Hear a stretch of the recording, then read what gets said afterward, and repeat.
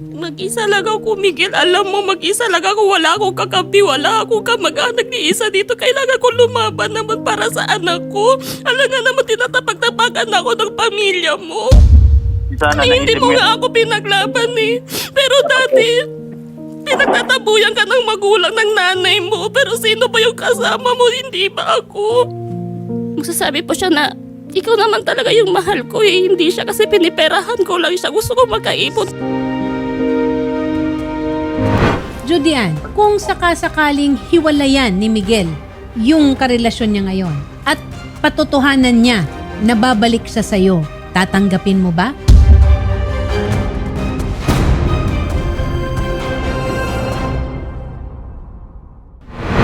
Okay, Judy Ann, ilang taon na ang anak ninyo? Magti 3 years old po. Gaano katagal na kayong magkakilala nitong iyong dating kinakasama? Nagsama po kami ng 4 years mahigit po. Ikaw ay 29. Ilang taon naman si Miguel? 22 po. Ba't kayo naghiwalay?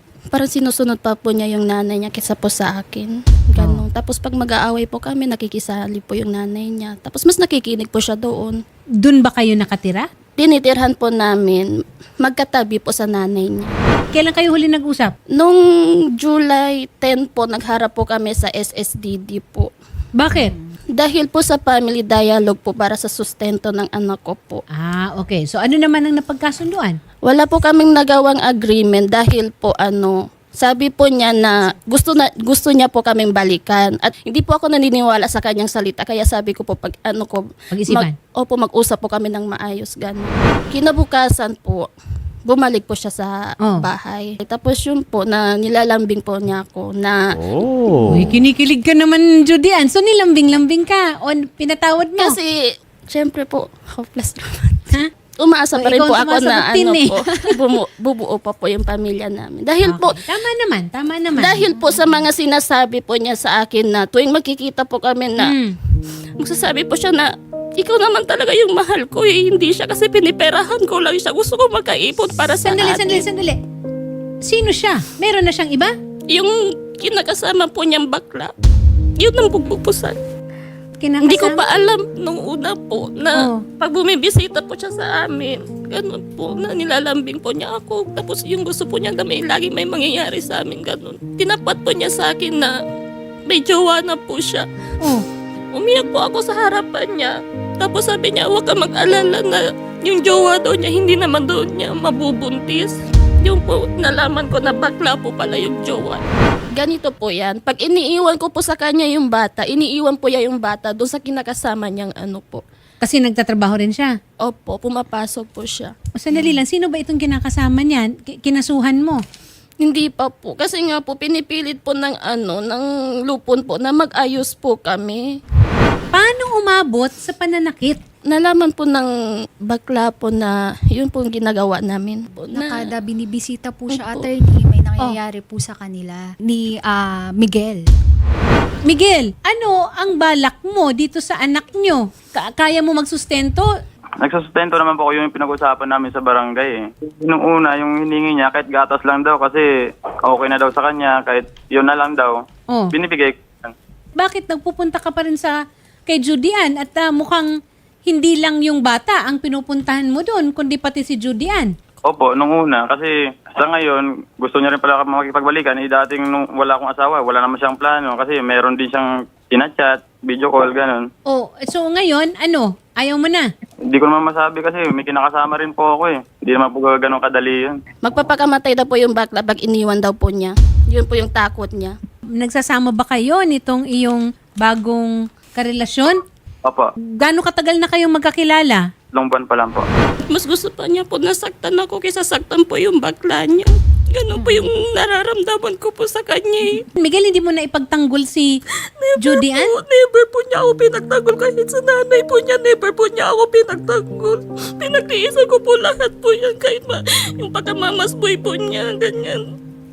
Mga pananakit po niya sa akin dati, pinagtiisan ko po yan para mabuo lang po yung pamilya namin. Ano kasi yan eh, sa boses niya kasi para talagang ano yan eh, parang yung sinasabi niya totoo. Totoo naman talaga pero sa side ko kasi ano yan eh, mas mataas pa yung pride niya, hindi marunong magpakumbaba. Mag-isa lang ako, Miguel. Alam mo, mag-isa lang ako. Wala akong kakampi, wala akong kamag-anak ni isa dito. Kailangan ko lumaban naman para sa anak ko. Alam nga naman, tinatapag-tapagan ako ng pamilya mo. Sana Ay, hindi naisip mo mo- nga ako pinaglaban eh. Pero dati, pinagtatabuyan ka ng magulang ng nanay mo. Pero sino ba yung kasama mo? Hindi ba ako? Kahit sa kalsada nga tayo matulog at wala kang trabaho, ako nagtatrabaho para sa'yo. Tapos nung nagkaroon ka ng trabaho, ako yung ginawa mo parang basura. Lagi ko pinapaalala sa'yo yan. Lagi ko pinapaalala sa'yo na ayoko lumaki yung anak natin na walang ama. Pero mas pinipili mo pa rin yung ano. Inaantay po namin po yung schedule ulit ng pag-ayos po nila. Okay. They both sana pumunta sa barangay para maayos po with the legal. Pero sa amin kasi hanggat maaari sana gusto namin mapag-ayos ang Oo. mga bagay-bagay na pinagtatalunan. Mukha namang nakikipag-ayos talaga si Judy Ann. Tama ba? May issue lang dun sa kung ilang araw ang danyos na dapat ibalik sa kanya. Tama ba, Judy Ann?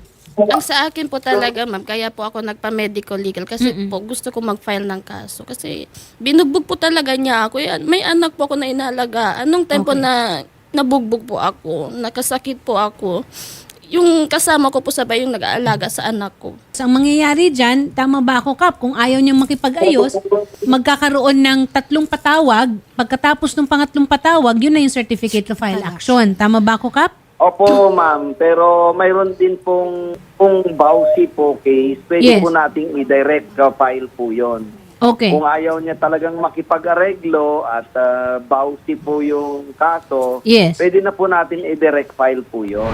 Ma'am Edith, ano po ba ang maaari nating maipayo o maitulong sa mga ganitong kaso? Dinulog niya sa amin for child support. So, Yes. yun po yung case na naka-file po sa amin.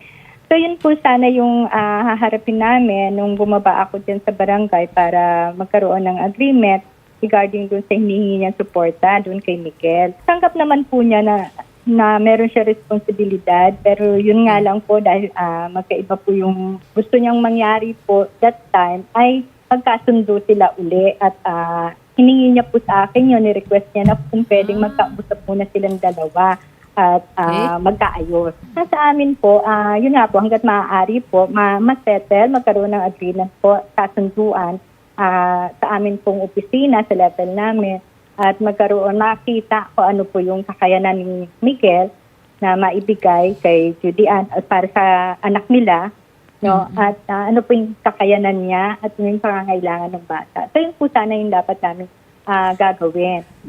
Pero that So does not, nakikita po nangyari, attorney. hindi na nangyari, ano? So it does not preclude na mag-file talaga ng vowsy case si Judy Ann. Opo. Oo. Opo. Sa inyong karanasan, pagka meron ng ganito, meron sa, yung isang partido gusto sanang makipagbalikan pero hindi naman naniniwala yung kabilang partido tungkol doon sa sinseridad nung nag-aalok ng balikan. And then, malaman natin na meron na palang ibang kinakasama. Mhm. Yung nag-alok ng balikan, contra-indicated yung intention sa actual. How do you assess that? Opo. Opo. Tinitingnan pa rin po namin kung ano po talaga yung magiging desisyon ng kliyente, kung ano po Okay. yung gusto niyang mangyari. Pero dinadirect po namin sila, binibigyan po namin sila ng guidance kung ano po yung pwedeng mangyari. Okay. Just in case na mag-file ng case, mga ganun po. Pero kung talaga po walang mangyari sa lalim na ng aming assessment at pag-uusap, counseling po, ay nire-refer na rin po namin sa PAW para po matulungan. Magkakaso. Judy Ann, kung sakasakaling hiwalayan ni Miguel yung karelasyon niya ngayon at patotohanan niya na babalik siya sa'yo, tatanggapin mo ba? Bago mo sagutin yan, Miguel, ikaw ba ay handa na iwanan ang karelasyon mo ngayon para mabuo ang pamilya ninyo ni Judy Ann at makapiling mo ang anak mo? Siguro, ano na lang po, kukunin ko na siguro yung anak ko pag hindi niya na kaya. Kasi hirap kasi ng magdesisyon ng wala sa plano eh. May ganyan. So magkaka-custody case tayo. Alam mo, Miguel, hindi mo pwedeng kunin yung bata kasi below 7 years old. Alam po niya po yun yung sagot ko po. Kasi lagi ko po sinasabi sa kanya na mas gusto ko po, kaya ko po lunukin lahat po ng pride ko para sa anak ko po. Kasi ayoko nga po lumaki yung anak ko na walang tatay. Alam po niya yan. Pag nag-uusap po kami, lagi ko po yan sinasabi sa kanya.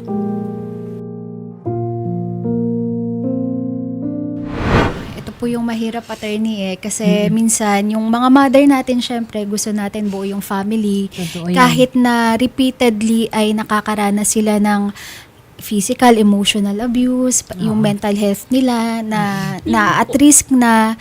Pero ang hoping kami sana, Sir Miguel, na kahit ganito po at kung mas pinipili nyo po yung karelasyon nyo ngayon, sana naman po maayos yung sustento. Hindi naman Yun. po yung candy.